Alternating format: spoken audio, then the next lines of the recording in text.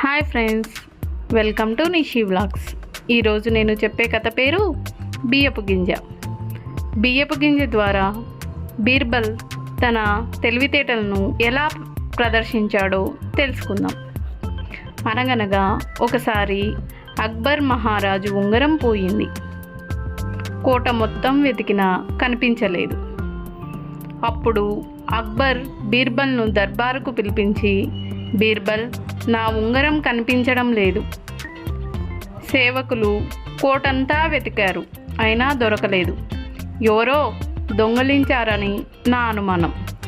దొంగలించిన వాళ్ళు మన సభలో ఎవరో అయి ఉండాలి.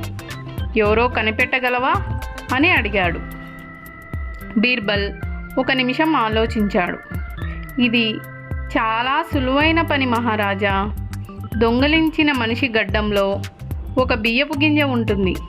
అందరి గడ్డాలు పరీక్షిస్తే దొంగ ఎవరో ఇట్టే కనిపెట్టవచ్చు అన్నాడు బీర్బల్.